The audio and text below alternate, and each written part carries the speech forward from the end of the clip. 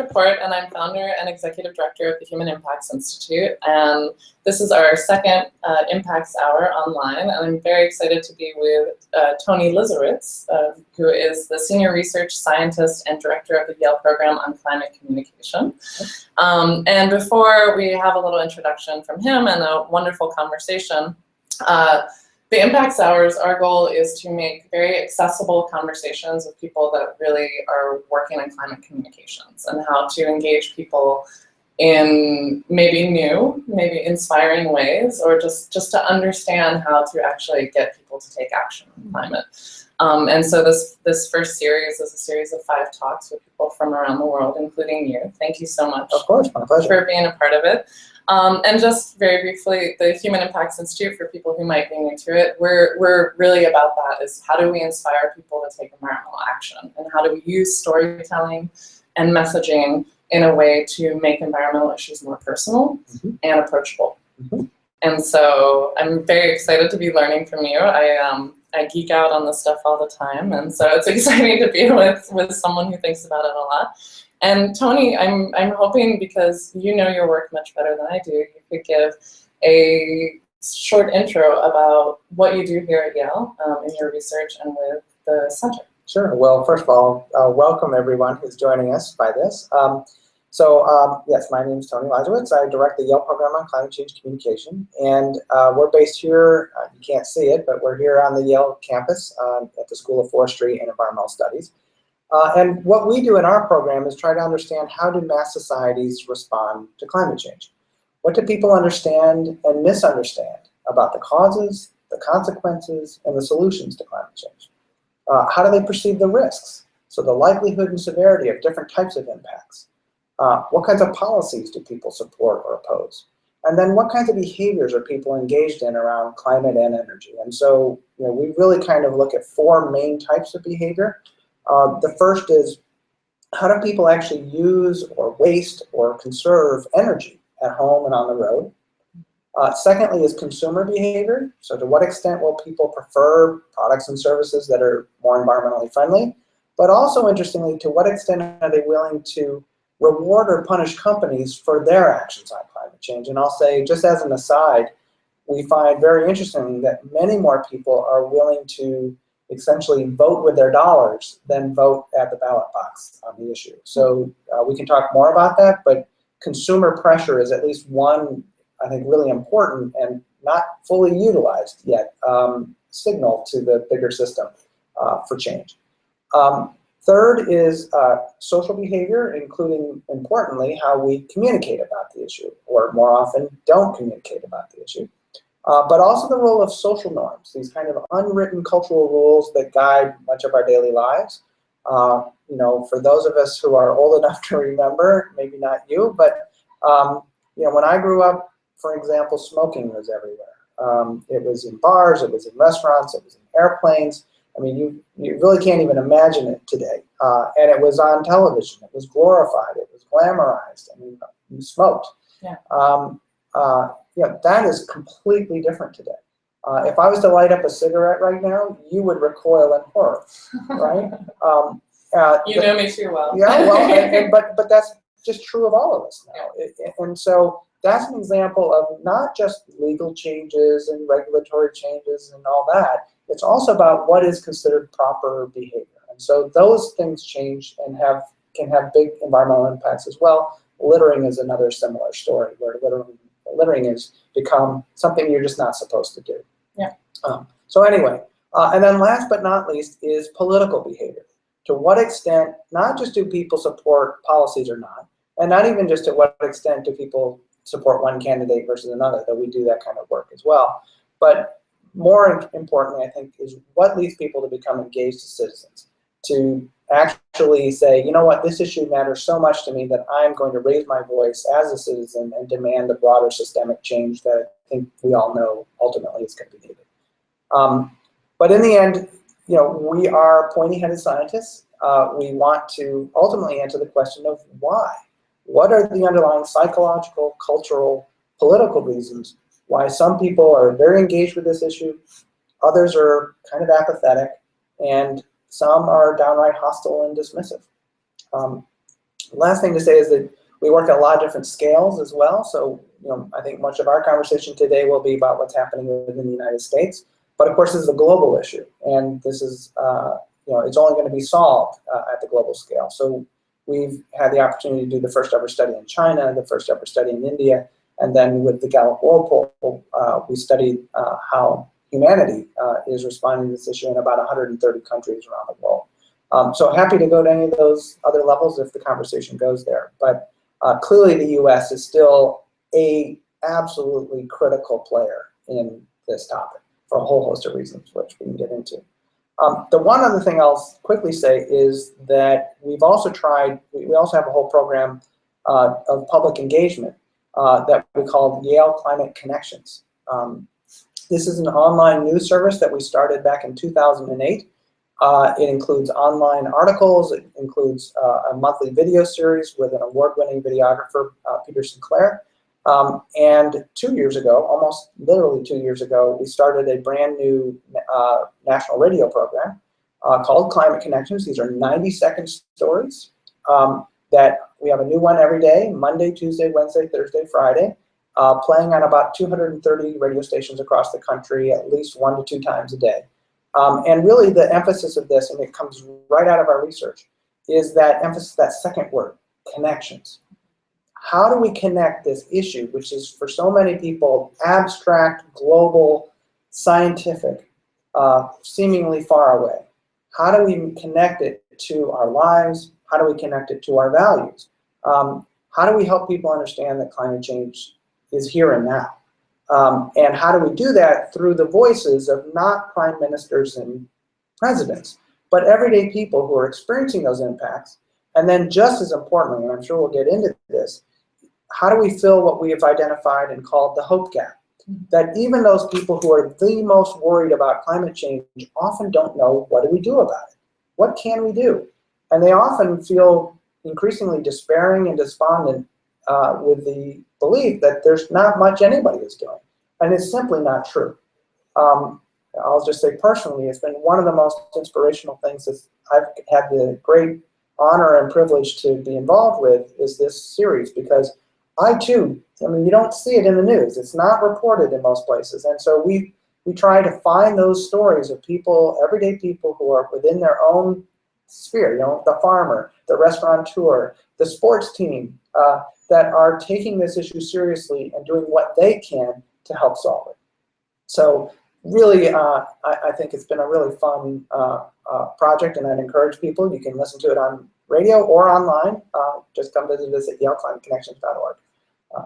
So anyway. Yeah, and we'll definitely talk about that. And you reminded me, particularly with the hope gap, which we're going to come back to, about having people interact with us because we are on Google Hangout on air, is just to let you guys know, if you're new to Google Hangout, you'll see on your screen there is a little blue box that looks like a question box that's for Q&A. And if you press on that, you can actually put in your questions for us, and we'll be looking at them throughout our conversation and maybe throwing some into the conversation, but definitely by the end we'll also get to Q&A. So feel free to post your questions on there at any point.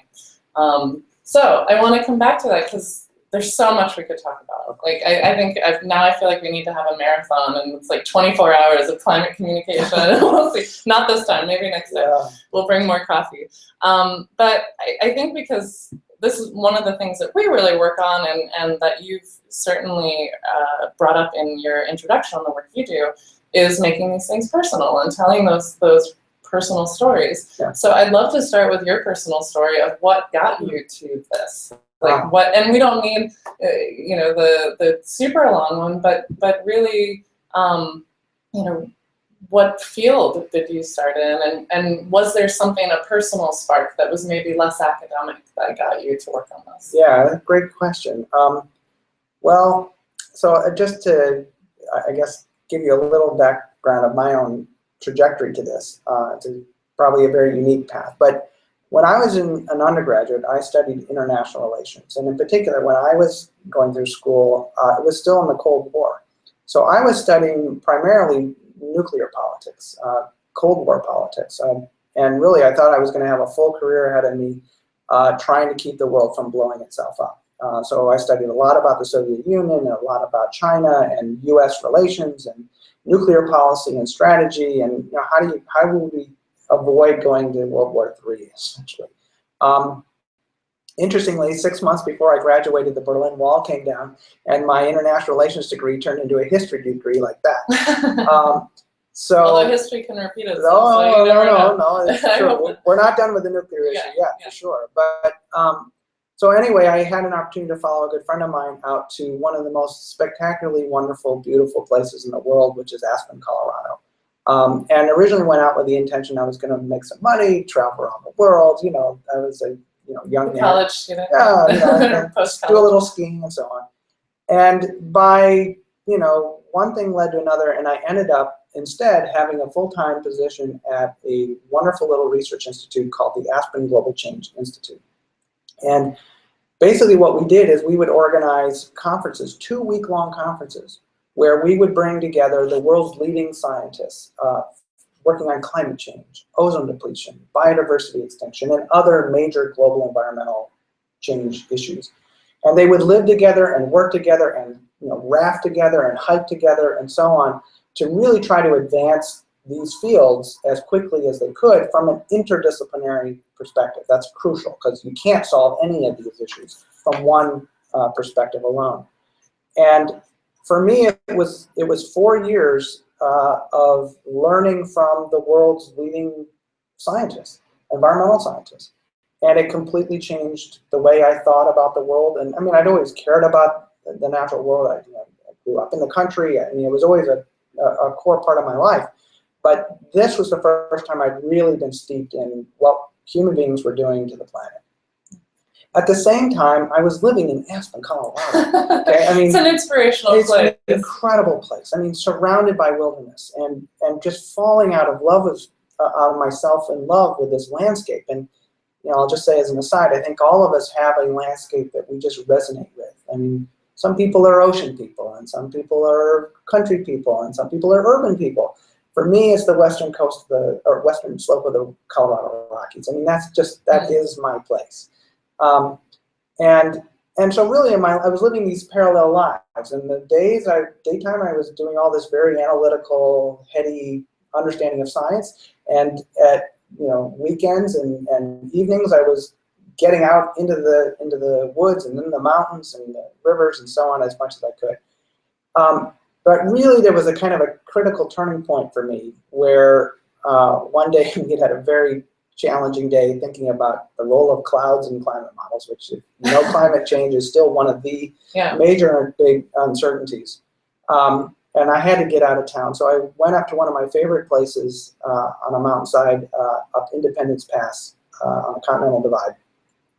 And basically just kind of let all that stuff go and just try to relax. And after maybe 30 minutes of that, I suddenly started to notice that there were these little beautiful white flowers, wildflowers that were beginning to emerge in the tundra, because I was up in the tundra zone. All around me. I mean, it was really beautiful. Of course, it takes a while to stop and notice the flowers. To really see things. And as I started noticing them, I saw that they were, of course, spreading across the entire tundra, across all the mountains I was seeing. And then I don't know what happened, but I had like one of those gestalt shifts, like the faces, gestalt shift, where I suddenly saw that this tundra that I was sitting amidst on top of these mountains were really no different than what I've been learning about from climate science about, for instance, the low-level islands around the world that are going to be literally wiped off the map because of rising seas. This tundra that I was sitting in used to cover much of northern North America when the glaciers retreated, but now was the remnants sitting on the tops of these mountains where they could still survive because of the cold climate. But as the climate's going to warm, it's going to push this habitat literally right off the top of the mountains. And these little ecosystems, which are incredibly fragile but incredibly tough, because they survive some of the hardest conditions on the planet, are going to be gone. And then I looked down the valley at all the other places that I had come to fall in love with and just realized that the trees I was looking at were not going to be able to maintain their lives there. Things were going to change. And of course, we've seen what's happening with the pine bark beetle. Every time I go back, I'm just stunned at the millions of acres that are just dead. We're now in great danger of going aflame. And what that was going to do to all the subsequent things of the species and the fish and the birds and so on. And then I looked down the valley to Aspen, Colorado itself. And, you know, it's a funny place. It's beautiful, but at the same time, it's this place where there are Range Rovers that are brand new, that have never tasted dirt because they're what you drive. It's a place where you can get the finest, freshest sushi in the world, 1,000 miles from an ocean, and at, you know, over a mile up in the air. And I suddenly had this other quick kind of flash based, you know, it's really the fusing of what I was learning from the science with my physical experience. But I just suddenly realized that, you know, if you could just see the CO2 coming out of this little mountain town, it would look like this plume. It'd be like a volcanic plume of CO2 pouring out of the city, but we can't see it because it's invisible. I mean, there's CO2 coming out of my mouth and nose, and yours right this second. But of course, until I said it, we weren't conscious of that. And I realized that there's another plume coming out of Basalt, Colorado, and another one coming out of Glenwood, and then beyond that, a big one coming out of Vegas, and then even bigger one coming out of LA, and Shanghai, and then Hong Kong, and Tokyo, and Paris, and London, and so on. And for me, it was a really important moment where suddenly what I was learning in the abstract, and certainly coming to care about in the abstract, suddenly became fused with my own personal experience of this place that I had fallen in love with, that I still care so much about. And realizing that this issue was not just going to happen to faraway Pacific Islands. Yeah. Okay, this was going to impact a place that I personally cared deeply about. And of course, you know, ever since then, I've had the great privilege to travel around the world, work with communities like Inuit Eskimo communities in the Arctic, who are literally seeing the change at a far faster rate than any of the rest of us, and seeing how that impacts these places and people and cultures and traditions that are so fundamental to our identity and who we are as people. So anyway, that's a long story, but a good one. But a good one, and let me just pivot from that for a moment to say, you know, as I look back at my own experience, because I didn't know what I was going through at the time, but I realized that there's a lot of important lessons of psychology there, and this really underpins much of our work here, is recognizing that in very kind of, you know, crude terms, I'm going to vastly oversimplify, but human beings have essentially two very different ways of processing information in their heads at the same time. One is a processing system we call the analytic system. It's rational, it's slow, it's deliberate, it codes the reality in abstract words and numbers and symbols, and science and mathematics themselves are some of the preeminent expressions of that way of thinking. It's evolutionarily very recent. I mean, it's this incredible capability that human beings have developed. It's the ability that has just recently allowed us to send a spacecraft from Earth to Jupiter and hit exactly the right place, you know, millions of miles away, and it's an incredible capability. And is, of course, at the heart of everything that we've accomplished as a civilization. But at the same time, we have this other system, which is called loosely the experiential system. It's the home of emotion and images and associations. It's automatic, it's effortless. It's the system that's far older from an evolutionary standpoint. It's the system that has allowed us as a species and many other species with whom we share this same system to survive. Okay? It's the system that when you're walking in the woods and you hear the crack of a stick behind you, your body is immediately ready for action, right? Fight or flight, something to do. And that's long before your slow, you know, analytical brain can catch up and say, I wonder what caused that, right? Because you need to be ready because a saber-toothed tiger might be just about to jump on you, right? That's the system. And so both of these systems operate within us at the same time all the time. And unfortunately, in Western culture, we've too often considered them as opposites, dichotomous opposites, and often privileged one over the other, where we've said, rationality good, emotion bad. Okay, and that's had all kinds of other negative consequences because in a patriarchal society, it was often said that men are rational and women are not, and white people are rational and minorities are not. I mean, it's been used in all kinds of really ultimately horrific ways. But that's how powerful those kinds of just simple cultural assumptions can be. What we now know from a neurological and psychological level is that those systems are constantly interacting. They're inseparable. I mean, there are bazillions of interconnections between those two systems. And I think some of the most interesting and provocative findings from that work shows that, in fact, you can't make rational decisions without the input of the emotion centers, okay? Because the emotion centers help you understand what's a good or a bad decision. Yeah. So rather than seeing these as polar opposites, we need to understand that they're constantly interacting with each other. And so my good dear colleague and mentor, Paul Slovic, has coined the term, it's the dance. It's the dance between reason and affect and emotion. And sometimes one is in the lead and sometimes the other is in the lead, but they're always connected with each other. And those two systems are really at the heart of why this issue is often so difficult to communicate and so difficult for people to understand and appreciate the importance. Because when you look, taking a big step back at, and again, very broad brush statement, but the history of climate communication, a lot of it has been dominated by the science. Mm-hmm. Okay? Let me tell you about the parts per million of CO2 in the atmosphere, and you can just see people's eyes glaze over, right? Not that the science can't be incredibly emotional and exciting, but it takes a lot of training to get to that point where you understand what a p-value is. Yeah. That's not something that's intuitive to most people. I mean, parts per million is a meaningless concept unless you've got a whole worked out mental model in place to understand why that's meaningful. What does 400 parts per million mean? It means 0 unless you understand the full context, and that takes a lot of education. So the fact is that as critters, I like to call this the policy problem from hell. I mean, you almost couldn't. Yeah, well, you almost couldn't design a worse problem, a problem that's a worse fit with our underlying psychology or our institutions of decision making. And one of those is back to that experiential system. We're really good at responding to immediate, direct, visceral, bodily threats.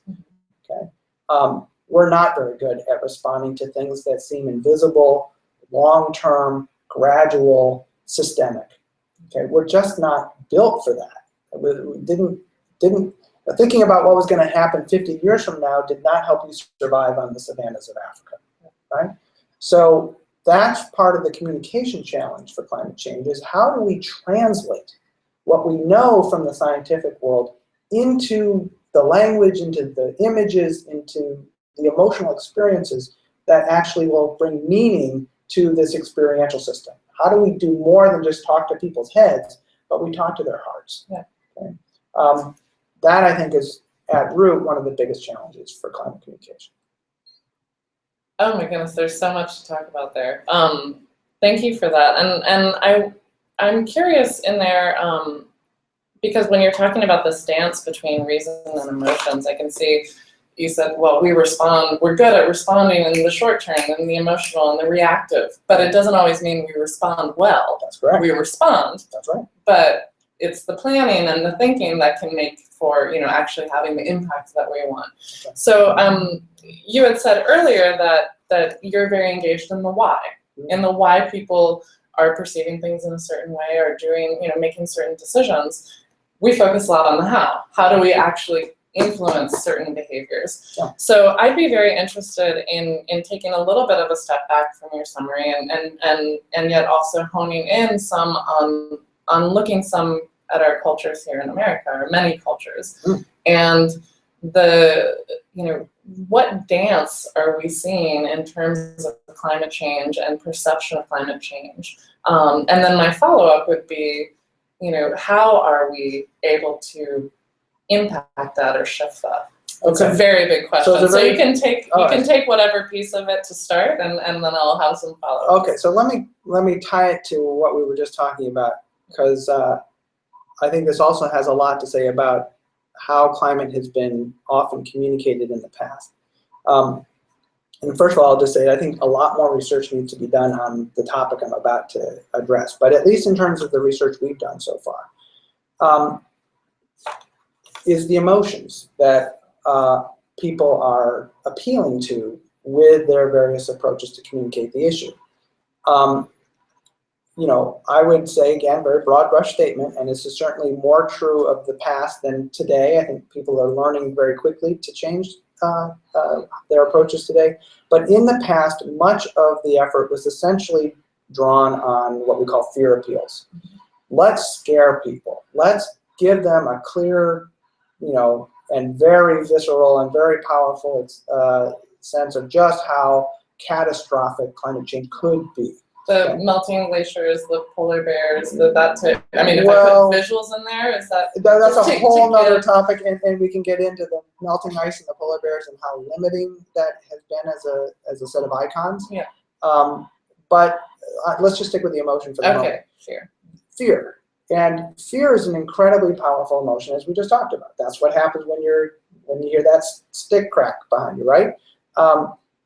It's very well suited for immediate and often non-thinking action. Yeah. But that's not climate change. Okay? Climate change is not the saber-toothed tiger about to jump on you. Okay? Climate change is something that, first of all, is going to happen and we need to respond to over decades, where there's not just one action we need to take infinite actions, yeah. right, as a society. And moreover, it's not just something that you need to do individually, it's something we all need to do collectively as a society. So in many ways, fear is not a very useful emotion because it, first of all, hijacks, you know, really intense fear hijacks your ability to think. Okay, and that's why fear can often lead people to make inappropriate decisions.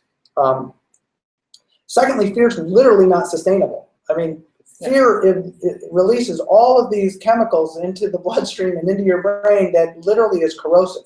You cannot maintain fear for a long period of time.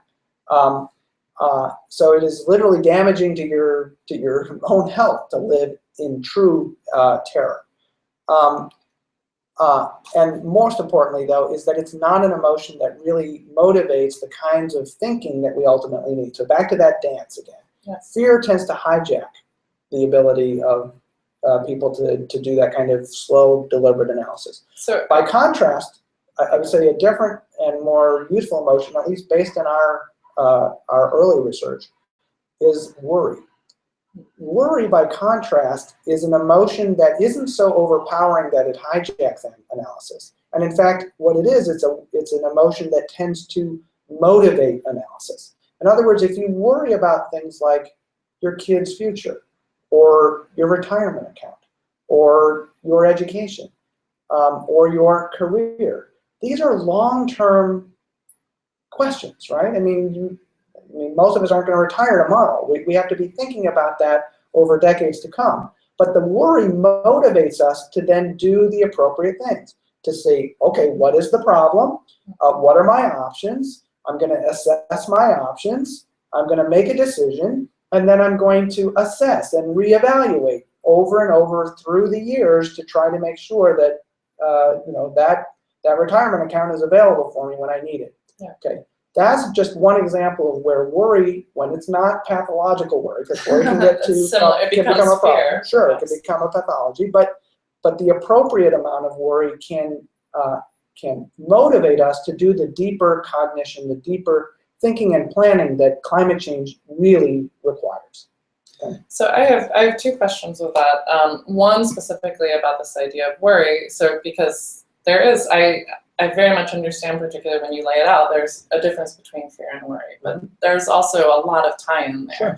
So again, I'm going to ask a lot of how questions, which is, how do we not push it to fear with that? And also, what are some other emotions that we're seeing are productive and do kind of, lead to a balanced dance, as it were, between. Okay. So let me come to that second one, Yeah. because that's really a crucial question. And again, based on the research we've done so far, the other emotion that's absolutely critical is hope. Okay. And again, I'm going to step back and say a broad brush statement about climate communication more generally. is that we have not done a very good job as a community of providing hope. Far too much of our communication was essentially scaring people with images of doom and gloom, and not providing the clear answer to what do we do about it. And so this is something that we see very clearly in our own work with, for instance, we've done this analysis that we call Global Warming 6 Americas, these 6 different audiences within the US that each respond very differently to the issue, which you need to know, because one of the first rules of effective communication is know your audience. If you don't, I like to say it's like, playing darts in a crowded bar with the lights off and a blindfold on. I mean, you might hit the target if you're lucky, but most often you're going to miss, and too often you're going to hit somebody by accident, and they're going to come after you. Yeah. Okay, so knowing your I'm going to steal that one. Yeah, you're welcome to it. So don't try it at home. Okay. So one of those audiences, I think a particularly important one, is the group that we call the alarmed. Just for point of reference, it's about 17% of Americans as of our latest national study a couple weeks ago. These are people who are firmly convinced it's happening, it's human cause, it's urgent, they strongly support policy action, and so on. They are your issue public. They are the group of Americans, it's about 35, 36 million people, who are saying this is a critical issue and we must take action. But they don't know what we can do. Many of them tell us, I feel this way, maybe some of my friends and family feel this way, but they first of all have no sense that they are part of such an enormous group of people. Yeah, okay, 17%. What is right. that in numbers? Do you that's know? Again, about 36 million roughly. Yeah. But there's no shared sense of identity. Yeah. Okay, they're not organized. Well, let me just finish that point and I'll come back to that. And they don't know what they can do. They don't know what they can do as individuals, and they don't really have a clear sense of what we can do collectively together as communities, as cities, as states, as the nation, let alone the planet as a whole. And that's in no small part because we as a community have tended to talk much more about the problem than we have the solutions. And that's really important because, again, back to the underlying psychological principles, we know, first of all, that perceptions, an accurate perception of risk is really important. You have to accept that the risk exists, right? There is this thing called global warming. And in this case, you also need to know that it's human caused. Okay? That, in other words, our activities are leading to this problem. It's not just some natural phenomenon that we can't control. And that there are going to be all kinds of negative consequences, and we absolutely do need to respond to this threat. But at the same time, there's this other incredible body of literature that comes out of psychology, which is about the incredibly important role of efficacy. Okay, which really means that people have to also understand not just the risk, not just the threat. They also need to know that there are things that they can do, that they have the capability of doing those things, the time, the money, the skills, etc., to do it. And most importantly, that if they do those things, it will make a difference. Okay? That's a message we have by and large not told. And I'd love to follow up because I think this is very crucial to understand, and in terms of applying the work that you're doing for anyone listening, in your understanding, do they have to have confidence that it's effective or actually be able to see the efficacy of their work? Because that becomes... Well, I'd say they're both part and parcel, right? I mean, so one of the really important things that comes out of that kind of work is that, first of all, when you're asking people to adopt a new behavior, or a new approach or whatever, small things matter, okay? As the old Chinese proverb is, a journey of 1,000 miles starts with a single step. And too often, and it's totally understandable because, those of us who know this issue know that we need to go from 0 to 60. We need to, here's where we are now, and we dilly-dallied and delayed for a whole host of reasons, for 30 years. And time is getting ever shorter for us to make the kinds of significant changes that we need to do. But nonetheless, that urgency leads people to go, well, we got to do something that moves people from 0 to 60 now. And that's just not the way most people work. I mean, most people need steps. They need to be able to, do the easy thing first, and then, take the next step, and the next step, and the next step. And so one of those is give people a sense that they can actually contribute something. In today's world, where people have become so cynical about government and companies and everybody's ability to do anything, it's really important to give people that experience that they can, in fact, make a difference. And what we see is that as people get that experience of participating in a campaign of any kind and having it succeed, they get addicted to it, right? Mm-hmm. It's so exciting to be able to see that you can actually change the world. But for many people, that's just seems such a foreign concept that they never even try. The other critical thing is that it's hard to get people to do it the first time. And so one of the other really important principles is what's called role modeling.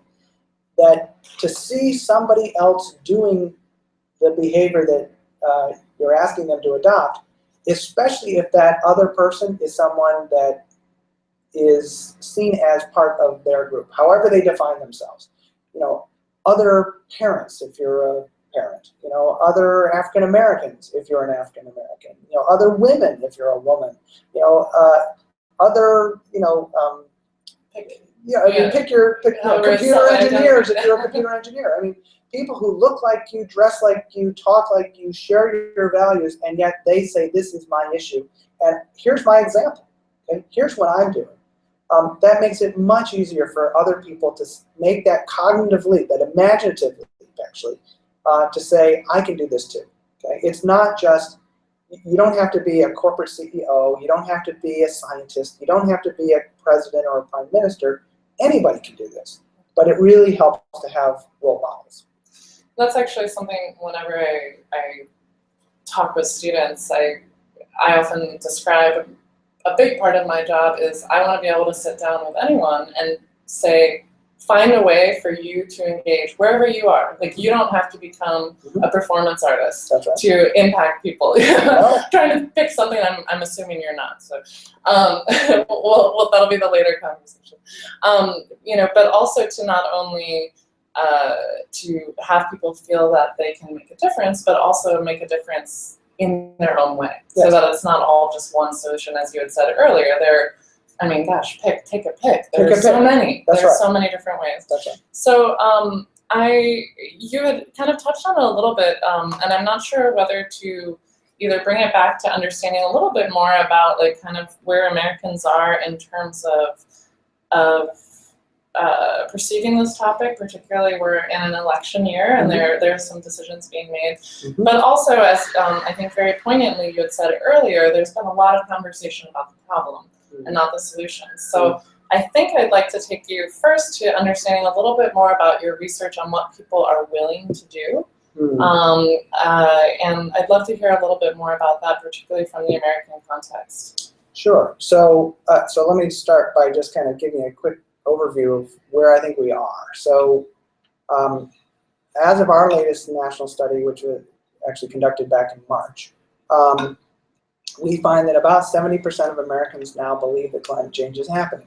Okay, and that's getting higher, right? It's getting higher. It's higher than it's been since the last high water mark in 2008, at which point it was 71%. So we're almost all the way back. Because it dropped pretty dramatically from about 2009, and then it's slowly been working its way back up, and that's a longer conversation. But that is back. However, only about half of Americans understand that it's mostly human caused. And also importantly, only 1 in 10 Americans, 1 in 10 Americans understands the scientific consensus, based upon the evidence, more than 97% of climate scientists are convinced that human-caused global warming is happening. Okay? That's important, that people understand that the experts themselves agree that this is a real problem. Okay? Moreover, we know that many Americans, only about 16%, actually say that they're very worried about this issue. And that's important, because if you're not worried about it, it's not a priority. It's not seen as urgent. And one of the major reasons why they don't worry about it today is that for many people, even if they accept that it's real, they still think of it as distant. Distant in time, that the impacts won't be felt for a generation or more, and distant in space, that this is about polar bears or developing countries, but not the United States, not Connecticut, not New Haven, not my friends and family or any of the people and places I care about. So as a result, it's psychologically distant. It's not seen as, again, a priority. And that plays out in our political system because climate change is on the list of national priorities, but it's almost always at the bottom of that list of priorities, well below the economy and terrorism and education and all the other issues that we wrestle with. And as a result, there's no real price to be paid as a politician from ignoring a problem that, by and large, the steps that a politician needs to take, and this is where, again, it's a policy problem from hell, it doesn't match our institutions of decision making. Our national political system runs on 4-year cycles, 6-year cycles in the Senate, and 2-year cycles in the House. Okay, yeah. So you're being judged by what you got done and what people have seen in their lives because of the last 2 years of your time in Congress, or at most the last 6 years in the Senate. And our companies are too often run on a quarterly cycle. It's like, what did you do for me in the last 3 months? Yeah. And people see their paycheck, people see their kids going to school and their education, but they don't see that the sea level might have changed or that the storm was worse. That's right. And so as a politician, you're being asked to take hard votes to change the system where the real outcomes, the real effects won't be felt for, in some cases, decades in the future. Right? And in fact, what is going to happen in the future is the avoidance of the things that you're trying to avoid. It's not like, in the future, therefore, some positive thing is happening. It's the avoidance of a really negative thing. Yeah. So I think we're beginning to learn that actually that's a false way of thinking about climate change, because climate change is also an incredible opportunity for us to build the world that we actually want to live in. And that is an incredible beacon, a world, not a dystopia, and I don't mean to call it it'll be utopia either, because it probably won't be. We're human beings after all. But a brighter future than the one that we have as a choice in the future, and even more importantly, a future that's better than the one we're in now, because it's not working very well for many people today. And that's really what's exciting about climate change, is that in the effort, in the process of resolving this issue, we can actually create a healthier, happier, more productive and more prosperous world for ourselves. But that's a broader discussion. Yeah, and I'd like to come back to that in terms of also this idea of national identity and how that story might fit in more appropriately into some aspects of American national identity. But before we get there, because you've just painted a picture of systems not aligning, of the climate system not playing well with our political system, not playing well with our psychology and our emotional states. But where's the hope? That thing that you said was so, I see the worry in that, I see the potential, but that hope, other than this is an opportunity in terms of the systems. So let me start here, and then I think, look, climate change has an awful lot of problems with it as an issue, for things that we've talked about and many others. On the other hand, I think climate change has an incredible advantage, let's say, over other issues, in the sense that climate change is so fundamental. Okay, it's so all-encompassing. We're talking about maintaining the life support system on which we all depend. Okay, this is about the vitality of human beings and the natural systems of which we have co-evolved on this planet, and it's the only planet we have. So while we have all these other issues of ISIS and race relations and all the other things you can point to, if you don't have a habitable planet, you don't even get a chance to talk about all those other issues. In fact, all those other issues are going to get way worse if you continue to ignore the fundamentals. I mean, the climate that we have been blessed with, the Holocene, for the past 10,000 years, when you look at that period compared to the million years that came before, there is no period like this in the past million where it has been warm and stable. The climate has gone up and down and up and down, and sometimes quite rapidly, and you don't see this beautiful cocoon until the past 10,000 years. And of course, what happens 10,000 years ago is the domestication of animals and the domestication of plants and the rise of cities and specialization and writing and history and science and art and everything we know that we have produced. Well, no, I wouldn't argue that. I'm sure people loved each other before 10,000 No. I meant that things that we know and love. Oh, not that, no. Love has existed, I think, pre that. But civilization has happened in that 10,000 year period. And so we've been incredibly blessed to have this system emerge in this incredibly warm and relatively stable time period, which it should be said that even within that time period, temperatures have fluctuated from as much as a degree centigrade or lower in that time period, which has been associated with the rise and fall of entire empires in the past. Okay? So it's not like we haven't still seen climate shocks, but compared to what the climate system can actually do, we've seen nothing like that for 10,000 years. And suddenly, we now, because of our burning of fossil fuels and other major contributors, have suddenly gone to the system. I mean, we're pushing it into territory that literally we have not seen in a very long time. So that's what's at risk. That's what's at stake. And as a result, every single human being on this planet has a very real and direct stake in the outcome of this one. Okay? And that's the advantage, because everybody does. This is everybody's issue. This isn't an issue that's just, you know, for those people who happen to care about that one issue, okay, or whose identity is being assaulted or insulted. This is about all of us. And so one of the things that gives me incredible hope and inspiration is what we're seeing happening within this country and around the world. And that is that people of every type, stripe, color, creed, class, etc., are coming to the barricades. They're saying, this is our issue. Okay? The faith community, the greening of religion is one of the most exciting things happening out there. The greening of the business community is sweeping across the country and around the world. The national security community is taking this issue on. You know, the climate justice groups are saying this is impacting us first and hardest, and we've had the least to do with causing these problems. And we could keep going and going. But the fact is that you're beginning to see humanity, the diversity of humanity, and representatives of all of those different groups beginning to speak up and saying, you know what, this is no longer just a scientific issue or an environmental issue or the concern of just a couple liberal politicians, which is how most people have seen this up to this point. Now it is suddenly seen as it's everybody's issue. And the good news, or the important thing, is it's going to take everybody. This is an all-hands-on-deck moment. And that's just now happening, I think, here in the US and around the world. The question is, how quickly will it come to fruition? And I think it's inevitable. It's just how bad will the damage be before we finally respond at scale.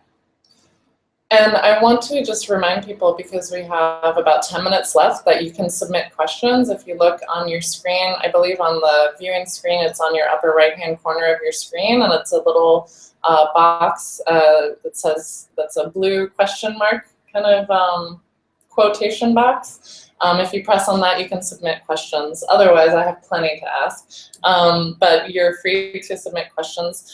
I do want to break it back down, because one of the things you had talked about in the beginning was that we also have to make it, you know, I'll say it in my own words, doable for people. We have to give people things to do so that they feel like they're making an impact. So that comes back to my earlier question a little bit of what are some of the things that you're seeing people are doing, are willing to do, and do you have from your research information on efficacy of those things? Sure.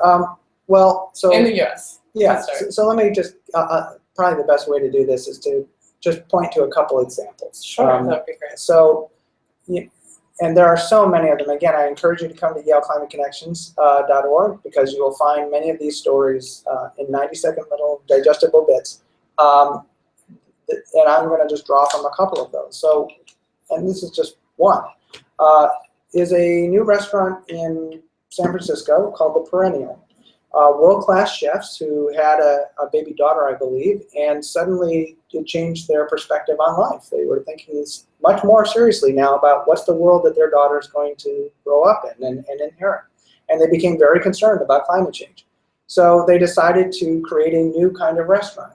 And you've heard of farm to table before. Well, this is farm to table to farm. So what they've done is constructed an aquaponic greenhouse in Oakland that basically these are plants that are grown in water, not soil, where fish swim below the water. So the fish fertilize the plants, the vegetables. The vegetables clean the water for the fish. The fish and the vegetables are served to the customers in the restaurant, and the table scraps go back and feed the fish. So they're beginning this idea of a closed-loop system of dining, okay, of bringing it right to that most fundamental of human things, which is eating, right, around which we have such enormous emotion and culture and tradition and so on. So now, is that going to solve climate change? No, of course not. But it's a perfect example of what people who are highly creative within their own domain are saying, here's what we can do. Yeah. Okay. Another example is the mayor of Indianapolis. He's, I believe, an Iraq War. No, I think maybe he was a Kuwait vet, and saw the destruction that was done when Saddam Hussein set all the oil wells on fire, and it was like hell on earth. I mean, if you haven't ever seen those pictures, you should see them, because they are absolutely horrific. And he's a Republican, conservative mayor, but became convinced because of that experience that he didn't ever want another American son or daughter to have to go fight for oil. So now as mayor, he is creating what he's calling a freedom fleet.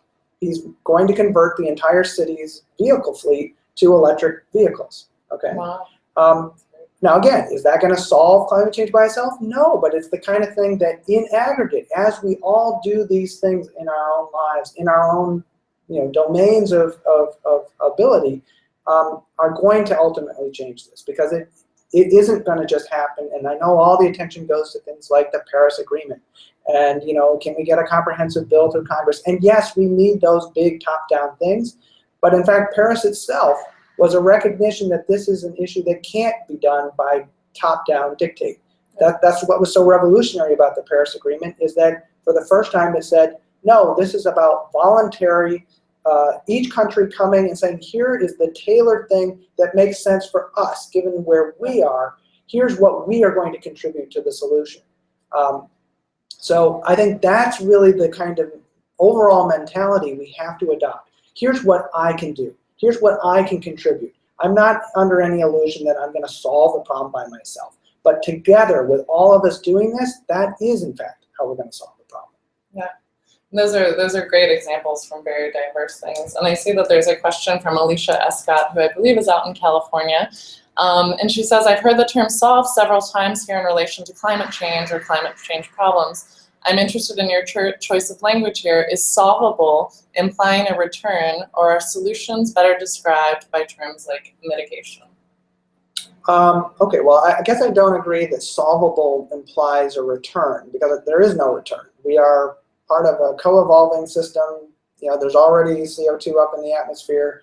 The world is going to continue to warm no matter. If we stopped all CO2 emissions this very day, we're already locked in, because of the inertia in the climate system, to at least another ½ degree of warming.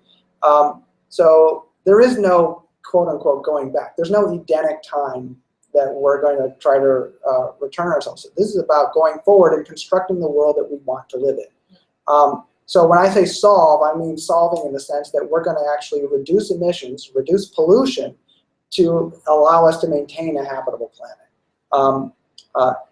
Is it better described by terms like mitigation? Well, that's the $10 word that we use in the climate space, right? As a policy wonk, that's the term we use, mitigation, adaptation. I dare you to go out on the street anywhere and ask somebody to define what mitigation is. Yeah. They have no idea what mitigation is. So, and I'll just say, I don't mean to pick on her, because it's a great question, but the terms that we use matter. And so often we communicate about this issue using the jargon that makes sense of climate science and climate policy, and most people have no idea what the hell we're talking about. Yeah. I mean, cap and trade. What is that? I mean, could be anything. Well, we actually ask people. We ask people, yeah. what comes to mind when you think of cap and trade? First of all, people had no idea what it was, and most often people associate it with things like Captain Crunch or baseball. Right, like a cap and trade, right? That makes sense. No idea what we were talking about, and we do that all the time. We use terms like green-collar jobs. Think about that for a second. What does a green-collar job mean to an everyday person? Yeah. I've never worn a green shirt in my life. Why would I want a green collar job? I still have trouble distinguishing between white and blue collar and what that means. So I have another question. Are you involved in, or do you know any of performing arts ventures that are in collaboration with projects with scientists about climate change? And if you don't, we do. So, but I have a feeling you do. And are any of those projects evaluated for their impact on emotional analytic system of processing? That is such a great question. So yes, there are a lot of things happening, and that's actually, I would say, again, one of the really exciting things happening out there is the performing arts, the creative arts are beginning to really step up. Because this is about culture change just as much as it is about economics or politics or technology. Culture is absolutely essential to how we respond and how we perceive and think about what's even appropriate. And that's true on so many levels. We could go to Pope Francis and the incredible importance of the encyclical and so on and so forth. But back to the performing arts, again, we have a lot of those stories on Climate Connections. So we have stories of painters who are beginning to help people visually connect the dots between our consumers' lifestyle and the impacts that we're having on places like Glacier National Park. There are art museums that are becoming role models for their communities to become the greenest buildings that they can be in their region.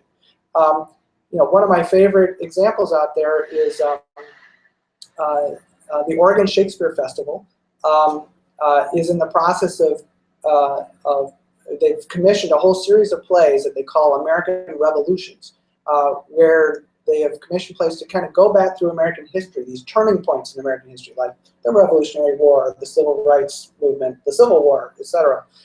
And then telling about those critical pivot points, right, through the experience, through a narrative and characters who are going through that and part of that experience. They are actually right now thinking about doing a play about the American Revolution that hasn't happened yet. The climate change sustainability revolution. Okay, what a fabulous idea, right? You've got people like Olafur Eliasson, the very famous international artist, who did things like he took giant blocks of Greenland glacier ice and he brought them to Paris and set them up in a circle in one of the major public squares and let the public come in. It became a public art display where people could touch it and they could see it melt as the conference was proceeding, as the negotiations were continuing. So there's so many great examples of the artistic world taking this on, including music, including film, and some of them have been evaluated and show that they can have a real impact. Great. And hopefully we can work more on that. And just to put a little plug, we have our Creative Climate Awards every year, which is an international competition for creatives from around the world, and musicians, performers, painters. And the Taiwanese actually host us at their embassy, equivalent of embassy. They've given us 2 floors of their space for a month on 42nd Street, so come out if you're in New York. Starts in September. We only have 2 minutes, and then Google will cut us off. So I'd love to end, for one, I just thank you so much, Tony, for agreeing on this. I hope we can do this again. And it's really exciting to learn about what you're doing. I'd love to end with a bit of the hope and also an ask. Like, what do you want us to do? What do I want you to do? I'll end with the hardest question. Yeah. Well, look, I think in the end, each person has to find the thing that they are best suited to do. Okay? There is no one thing. As I just said, this is huge. So really, it's about finding the thing that you can do.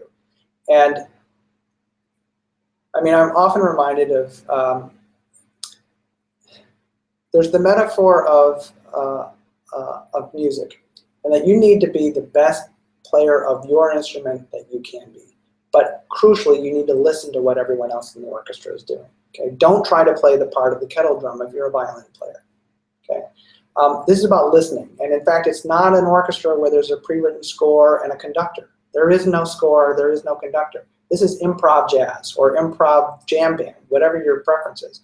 We know where we're going, we know where we want to go, we know what the basic tune is, we don't know how we're going to get there. And that's the beauty of it. That's the exciting part of it, is that by listening to each other and working together, we're going to get to where we want to go. But the journey is going to be as important as the destination. Great. Well, on that note, thank you so much. And I also want to thank Invoking the Pause for supporting this series, and thank all of you for joining us. And we have another one coming up next month. And I'm remiss in not having the exact date up here, but you can look on our website at humanimpactsinstitute.org. And thank you so much, everyone. Bye. Bye.